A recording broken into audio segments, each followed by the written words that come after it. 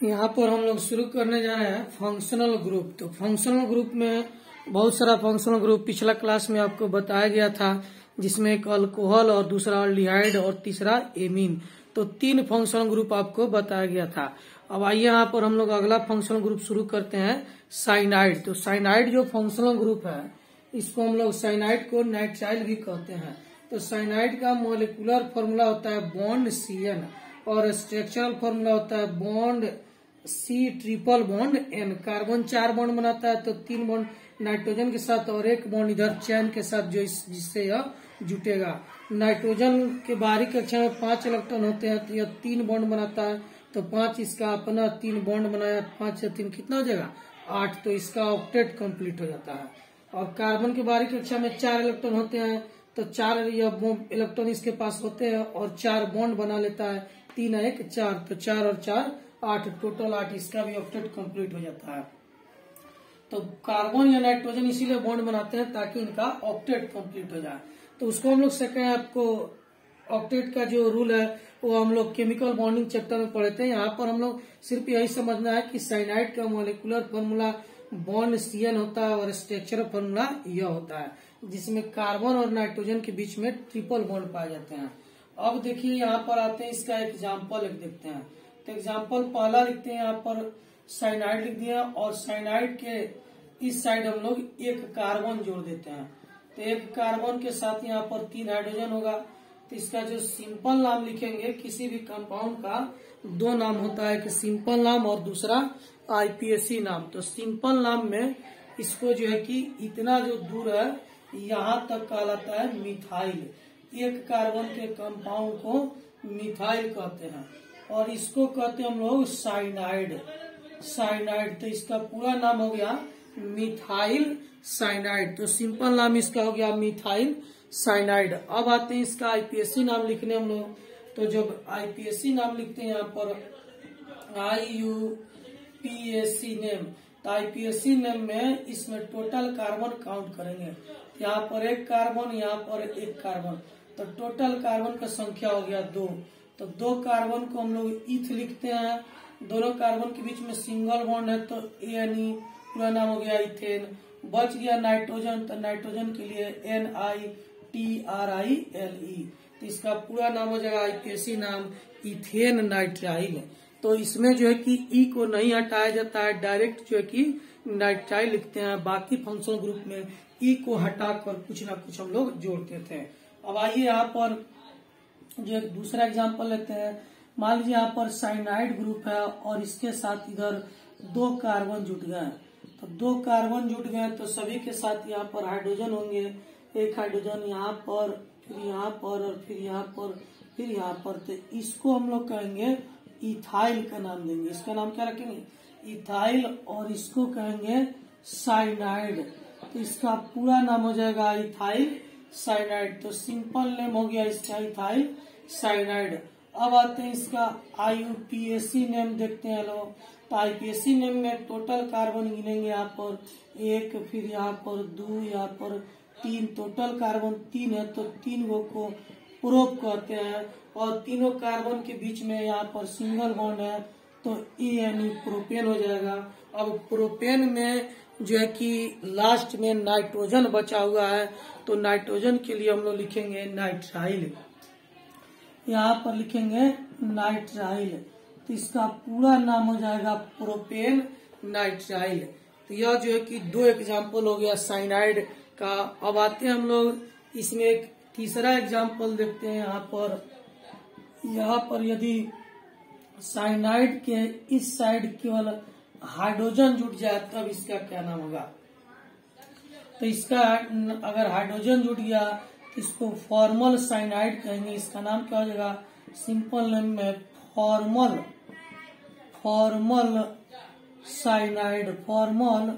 Cyanide नाम होगा।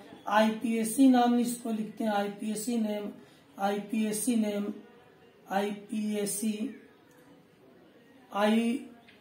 Name अगर लिखते हैं हम लोग IUPAC नेम लिखते हैं यहाँ पर। तो IPAC नाम जब लिखेंगे तो इसका जो है कि 1 ही कार्बन है, तो 1 कार्बन को मिथ कहते हैं। और जो है कि यहाँ पर सिंगल बॉन्ड है तो ANE मीथेन, बच गया नाइट्रोजन तो नाइट्राइल लिख देंगे। तो इसका पूरा नाम हो जाएगा मीथेन नाइट्राइल। इस फॉर्मल साइनाइड का एक और नाम लिख सकते हैं हम लोग, हाइड्रोजन साइनाइड। यह आपका हाइड्रोजन है और यह क्या है, साइनाइड है। तो इसका एक और सिंपल नाम दो हो सकता है, एक और नाम यहाँ पर हम लिख सकते हैं हाइड्रोजन साइनाइड। तो सिंपल नाम इसका दो लिख सकते हैं हम लोग, इसको फॉर्मल साइनाइड या फिर हाइड्रोजन साइनाइड भी कह सकते हैं। तो इसको मिटाकर और एक और सिंपल नाम यहाँ पर हम लोग लिख देते हैं। किसी किसी कंपाउंड का दो दो तीन तीन सिंपल नाम होता है। तो इसका सिंपल नाम हो जाएगा हाइड्रोजन साइनाइड। तो इसको हाइड्रोजन साइनाइड भी हम लोग कहते हैं। अब इसी का IPAC नाम लिखना है तो IPAC नाम हो जाएगा, एक ही कार्बन है तो मीथ कहेंगे और सिंगल बॉन्ड से हाइड्रोजन से जुटा हुआ है तो मीथेन, बच गया नाइट्रोजन तो NITRILE तो मीथेन नाइट्राइल इसका IPAC नाम हो जाएगा। तो सिंपल नेम में इसको फॉर्माइल साइनाइड या हाइड्रोजन साइनाइड कहेंगे, IPAC नेम में इसको हम लोग मीथेन नाइट्राइल कहेंगे। तो अब आपको करना क्या है कि साइनाइड इधर एक कार्बन, दो कार्बन, तीन कार्बन, चार कार्बन, पांच कार्बन जोड़ते जाना है और नया नया कंपाउंड बनते जाएगा। सबका सिंपल नाम और सबका IPAC नाम इसी तरह से आपको लिखना है। और कंफ्यूजन हो तो उसको देख लेंगे कि सिंपल में इसको मिथाइल साइनाइड कर रहे हैं, IPAC में इथेन नाइट्राइल कर रहे हैं। IPAC में इथेन कर रहे हैं क्यों? क्योंकि IPAC में इस साइनाइड में जो कार्बन है इसको भी हम लोग काउंट कर ले रहे हैं। तो सिंपल नेम में इतना दूर को अलग काउंट करते हैं तो एक कार्बन यहाँ पर सिंपल नेम में इसको हम लोग मिथाइल कहते हैं और इसको हम लोग साइनाइड कहते हैं। IPAC नेम में टोटल कार्बन गिनेंगे तो एक एक दो हो गया तो दो कार्बन को ईथ कहेंगे, दोनों के बीच में सिंगल बॉन्ड है तो ANE इथेन, बच गया नाइट्रोजन तो लिख देंगे नाइट्रोजन के जगह पर नाइट्राइल। तो सिंपल नेम और IPAC नेम में थोड़ा सा अंतर है, इसको देखेंगे समझेंगे अब और इसका 10 को होमवर्क के रूप में बना के रखेंगे। अब आइए अब दूसरा फंक्शनल ग्रुप शुरू करते हैं, कार्बोक्सिलिक एसिड। तो कार्बोक्सिलिक एसिड का जो मॉलिक्यूलर फॉर्मूला होता है वो होता है बॉन्ड C+OH और स्ट्रक्चरल फॉर्मूला होता है बॉन्ड C+O, फिर सिंगल बॉन्ड O और फिर सिंगल बॉन्ड H। तो कार्बोक्सिलिक एसिड जो फंक्शनल ग्रुप है उसका मॉलिक्यूलर फॉर्मूला यह होगा और यह होगा इसका स्ट्रक्चरल फॉर्मूला। तो इसमें कार्बन एक ऑक्सीजन के साथ डबल बॉन्ड बनाता है और दूसरा ऑक्सीजन के साथ सिंगल बॉन्ड बनाता है। तो आइए इसका एक एग्जांपल हम लोग देखते हैं कार्बोक्सिलिक एसिड का। तो इसका जो एग्जांपल हम लोग देखते हैं तो सबसे पहला एग्जांपल में आते हैं यहाँ पर जो कार्बोक्सिलिक एसिड ग्रुप है यह स्ट्रक्चर के रूप में ही आप लोग लिखेंगे, क्योंकि आगे जो चलकर जो कि मैकेनिज्म जब बताया जाएगा तो यदि आप मॉलिक्यूलर फॉर्मूला से बनाते हैं तो मैकेनिज्म आपको समझ में नहीं आएगा। तो यहाँ पर कार्बोक्सिलिक एसिड लिख दिए, इसका स्ट्रक्चर फॉर्मूला। अब इधर हम एक कार्बन जोड़ देते हैं, तो एक कार्बन जोड़ दिए तो उसके साथ हाइड्रोजन भी होगा। तो सबसे पहले इसका सिंपल नाम लिखेंगे, तो सिंपल नाम में इसको हम लोग मिथाइल कहते हैं। एक कार्बन का कंपाउंड मीथेन कहलाता है और मीथेन से हाइड्रोजन हट गया इसीलिए इसका नाम क्या पड़ा, मिथाइल पड़ा। तो इतना दूर हो गया आपको मिथाइल और इतना दूर हो गया कार्बोक्सिलिक एसिड। तो दो भाग है इसमें, इस भाग को हम लोग मिथाइल कहते हैं और यह जो भाग है उसको क्या कहते हैं, कार्बोक्सिलिक एसिड के नाम से जानते हैं। तो यह इसका दो भाग हो गया मिथाइल कार्बोक्सिलिक एसिड। तो सिंपल नाम लिख दिए मिथाइल कार्बोक्सिलिक एसिड। अब आते हैं इसका IPAC नाम लिखने हम लोग। तो IPAC नाम में टोटल कार्बन को हम लोग काउंट करेंगे। तो टोटल कार्बन यहाँ पर एक कार्बन यहाँ पर है और एक कार्बन यहाँ पर है, तो टोटल कार्बन एटम का संख्या हो गया 2। तो IPAC नेम में आते हैं यहाँ पर IUPAC नेम। तो IPAC नेम में देखेंगे हम लोग दो कार्बन है तो दो कार्बन को ईथ कहते हैं और दोनों कार्बन के बीच में सिंगल बॉन्ड है तो ANE कहते हैं, इथेन। अब इथेन का ई हटाकर और कार्बोक्सिलिक एसिड के लिए लास्ट में OIC ओइक एसिड जोड़ा जाता है। जैसे अल्कोहल में लास्ट में ई को हटाकर OL जोड़ते हैं ऑल्डिहाइड में ई को हटा के एल जोड़ते हैं, उसी तरह कार्बोक्सिलिक एसिड में ई को हटाकर ओइक एसिड जोड़ते हैं। तो पूरा नाम क्या हो जाएगा इसका नाम हो जाएगा इथेनोइक एसिड। इसका नाम क्या हो जाएगा? इथेनोइक एसिड हो जाएगा। तो यह बिल्कुल आसान है, आपको उस एसिड ग्रुप में लिखकर उसके बगल में कार्बन का संख्या बढ़ाते जाएंगे, नया नया कंपाउंड बनते चला जाएगा। अब यह जो कंपाउंड है इसका सिंपल नाम लिखे हैं मिथाइल कार्बोक्सिलिक एसिड। इसको एक और नाम से हम लोग जानते हैं, सिंपल नाम इसका 2 होता है, एसेटिक एसिड इसी कहते हैं। एसेटिक एसिड इसी का नाम है, इसी को क्या कहते हैं? एसेटिक एसिड कहते हैं। तो कॉमन नाम इसका 2 हो गया। एक और इसका कॉमन नाम होता है विनेगर, इसी कहते हैं। विनेगर जो है का यही फॉर्मूला होता है, विनेगर एसेटिक एसिड या मिथाइल कार्बोक्सिलिक एसिड को ही हम लोग विनेगर भी कहते हैं। तो यह जो विनेगर है इसका उपयोग हम लोग जो है कि शुद्ध हिंदी में इसको सिरका कहते हैं। यह खाद्य पदार्थों में जो कि खट्टापन लाने के लिए इसका हम लोग उपयोग किया जाता है। तो एसेटिक एसिड का दूसरा नाम मिथाइल कार्बोक्सिलिक एसिड है, उसी को हम लोग विनेगर भी कहते हैं। तो इसका सिंपल नाम 3 है। तो सभी कंपाउंड का नहीं होता है, किसी किसी कंपाउंड का सिंपल नाम 2-3 होता है, बाकी सबका जो है कि मैक्सिमम कंपाउंड का एक ही सिंपल नाम होता है। तो जिसका ज्यादा होगा उसका वहां पर लिखकर हम बता देंगे। तो अब आते हैं यहाँ पर जो है कि इसका आईपीएसी नाम देते हैं। अब आइए इसका एक एग्जाम्पल और देखते हैं हम लोग, जो है कि अब यहाँ पर दूसरा एग्जाम्पल यहाँ पर लिखते हैं। तो यहाँ पर लिख देते हैं C+O H और इधर 2 कार्बन यहाँ पर जोड़ देते हैं। तो 2 कार्बन जोड़ते हैं तो उनके साथ साथ हाइड्रोजन भी होता है। तो यहाँ पर हाइड्रोजन लिख दिए। तो इसका जो नाम लिखना है तो हम लोग सिंपल नेम में पहले इसका नाम लिखेंगे। तो सिंपल नेम में इसको हम लोग इथाइल कहते हैं, चूंकि इथेन से एक हाइड्रोजन बाहर निकला तो बन गया आपको इथाइल। तो आधा भाग इथाइल कहलाएगा और आधा भाग कार्बोक्सिलिक एसिड कहलाएगा। तो सिंपल नाम इसका हो गया इथाइल कार्बोक्सिलिक एसिड। तो सिंपल नाम इसका लिखते हैं इथाइल कार्बोक्सिलिक एसिड। अब आइए इसका आईपीएसी नाम लिखते हैं हम लोग। तो यहाँ से खींच देते हैं लाइन। तो आईपीएसी नाम में IUPAC नेम में टोटल कार्बन काउंट करेंगे। तो टोटल कार्बन देखते हैं तो यहाँ पर 1 कार्बन एसिड का है, उसके बाद 2 या कंपाउंड का कार्बन। तो टोटल कार्बन हो गया आपको 3। तो टोटल कार्बन का संख्या हो गया 3। तो 3 कार्बन को हम लोग यहाँ पर प्रोप लिखते हैं और तीनों कार्बन के बीच में सिंगल बॉन्ड है, तो इसको हम लोग यहाँ पर ANE लिखेंगे, प्रोपेन। यह हो गया आपको प्रोपेन। अब प्रोपेन का ई हटाकर और उसमें OIC ओइक एसिड जोड़ेंगे तो इसका पूरा नाम हो जाएगा प्रोपानोइक एसिड। तो इसका पूरा नाम क्या हो जाएगा? Propanoic acid. तो इसी प्रकार आपको इसका 10 कंपाउंड बनाना है। तो आप क्या करेंगे? एसिड के इस side 1 carbon, 2 carbon, 3 carbon, 4 carbon जुड़ते जाएंगे और नए नए कंपाउंड बनते जाएगा। सबका सिंपल नाम और सबका आईपीएसी नाम हम लिखते जाएंगे। एक कंपाउंड और है जिसे एग्जाम में पूछा जाता है, आइए उसको भी बता देते हैं। यह भी कार्बोक्सिलिक एसिड का ही है।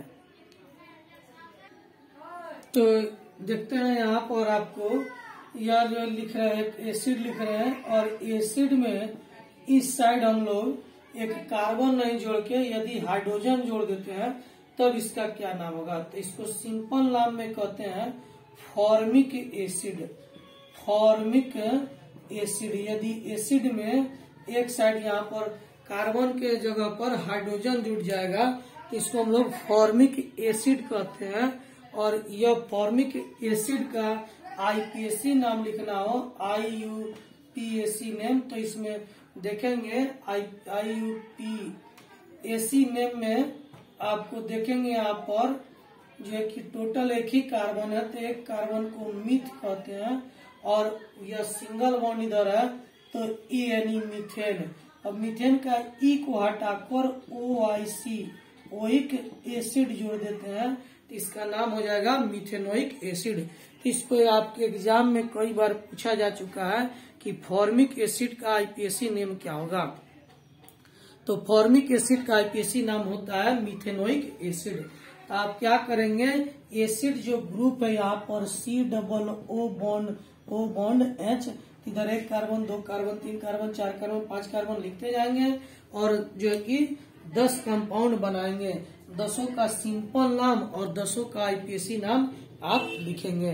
तो यह आप और एक कार्बोक्सिलिक एसिड देख लिए, दूसरा साइनाइड देख लिए। अब आइए एक और आपको फंक्शनल ग्रुप यहाँ पर बताने जा रहे हैं, हैलोजन।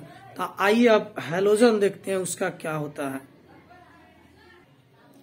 तो हैलोजन जो फंक्शनल ग्रुप है, इसका हैलोजन फंक्शनल ग्रुप का सिंबल होता है आपको X। तो X का क्या मतलब होता है, X का मतलब होता है आपको फ्लोरीन, क्लोरीन, ब्रोमीन और आयोडीन। इन सबको हम लोग X से डिनोट करते हैं और X का मतलब होता है हैलोजन। तो हैलोजन जो है कि यह सभी एलिमेंट ग्रुप 17 के तत्व हैं और यह सब फंक्शनल ग्रुप का कार्य करते हैं, इसीलिए इनको भी हम लोग को पढ़ना है। तो इसको सिंपल नाम में इनको क्या कहते हैं, आइए पहले देखते हैं। तो सिंपल नाम में फ्लोरीन को कहते हैं फ्लोराइड। फ्लोराइड इसका नाम है आपको फ्लोराइड। तो फ्लोरीन का नाम है फ्लोराइड, आपको क्लोरीन का नाम है क्लोराइड। क्लोरीन का नाम है क्लोराइड, फ्लोरीन का नाम है फ्लोराइड,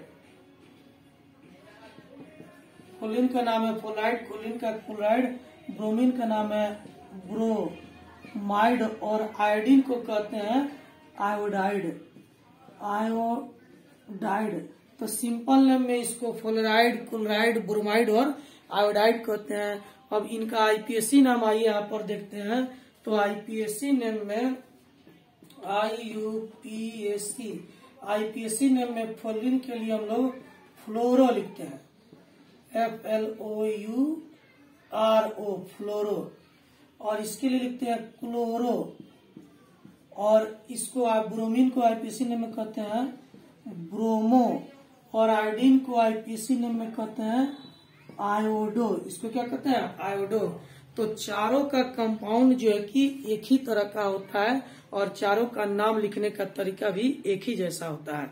तो आइए जो है कि एक का एग्जाम्पल आपको बता रहे हैं और किसी एक के एग्जाम्पल आप देखते हैं तो चारों का एग्जाम्पल आपको यहाँ पर तैयार हो जाएगा। तो एक एग्जाम्पल यहाँ पर देखते हैं, आपको लिखते हैं, आपको यहाँ पर 2 कार्बन लिख देते हैं और 2 कार्बन में यहाँ पर लिख देते हैं क्लोरीन जोड़ दिए। तो सभी जगह यहाँ पर हाइड्रोजन रहते हैं। तो आइए सिंपल नाम में इसका क्या नाम लिखेंगे। तो सिंपल नेम में इसको तो इथाइल कहते हैं, तो यह हो जाएगा आपको इथाइल और यह हो जाएगा क्लोराइड। तो सिंपल नाम में हो गया इसका नाम इथाइल क्लोराइड। अब आते हैं इसका आईपीएसी नाम देखते हैं। तो आईपीएसी नाम में क्लोरीन को का जो है आईपीएसी नाम जो होता है वो आप पहले लिखते हैं। बाकी जो है कि हम लोग फंक्शनल ग्रुप पढ़े हैं उन सभी में लास्ट में जोड़ा करते थे, किसी में ओइक एसिड, अल्कोहल में OL, अल्डिहाइड में AL, लेकिन यह हैलोजन जो है उनको पहले लिखा जाता है। तो आईपीएसी नेम में हैलोजन का आईपीएसी नेम पहले लिखा जाता है। तो क्लोरीन को क्या कहते हैं, क्लोरो कहते हैं। तो IUPAC नेम में सबसे पहले लिखेंगे क्लोरो। और 2 कार्बन है तो 2 कार्बन को इथ लिखते हैं और दोनों के बीच में सिंगल बॉन्ड है तो EN लिखेंगे। तो इसका आईपीएसी नाम हो जाएगा क्लोरो इथेन। तो बाकी सब में लास्ट में जोड़ते थे लेकिन हैलोजन में पहले जोड़ा जाता है। तो जो पहले जोड़ते हैं उसको प्रीफिक्स कहते हैं और जिन जिन सब को लास्ट में जोड़ते हैं उसको सफिक्स कहते हैं। तो इसको आपको बाद में समझाएंगे प्रीफिक्स क्या होता है, सफिक्स क्या होता है, पहले ये आप समझ लें, इसके बाद जो है कि इसको आगे बताया जाएगा। तो इन सबको हम लोग पहले लिखते हैं। हैलोजन जो भी होता है, अब यहीं पर मान लीजिए क्लोरीन की जगह पर ब्रोमीन हो जाए तो इसका नाम हो जाएगा इथाइल ब्रोमाइड और आईपीएसी नेम में ब्रोमो इथेन हो जाएगा। तो इसका क्या करना है आपको, 10 कंपाउंड, चलिए ज्यादा हो जाएगा, इसका 5 कंपाउंड क्लोरीन का, 5 फ्लोरीन का, 5 ब्रोमीन का और 5 आयोडीन का, यानी 20 इसका जो है कि बनाकर लाएंगे। सबका सिंपल नाम लिखेंगे। क्लोरीन के लिए 5 कंपाउंड बनाएंगे, ब्रोमीन के लिए 5 कंपाउंड, फोलिन के लिए 5 कंपाउंड। तो सबका सिंपल नाम और सबका आईपीएससी नाम आप यहाँ से देख देख कर लिखेंगे और बनाकर लाएंगे। जैसे एक एग्जाम्पल देते हैं, मान लीजिए यहाँ पर 3 कार्बन है और यहाँ पर आपको ब्रोमीन जुट गया। तो ब्रोमीन जुट गया तो सिंपल नाम में इसको हम लोग कहेंगे, इतना दूर को तो नाम जानते हैं आप, प्रोपेन से एक हाइड्रोजन हटता है तो यह बन जाता है आपको प्रोपाइल बन जाता है। तो यह आपको हो जाएगा यहाँ से तक प्रोपाइल हो जाएगा और यह हो जाएगा आपको ब्रोमाइड। इसका नाम हो जाएगा प्रोपाइल ब्रोमाइड। और आईपीएससी नाम जब लिखना हो, आईपीएससी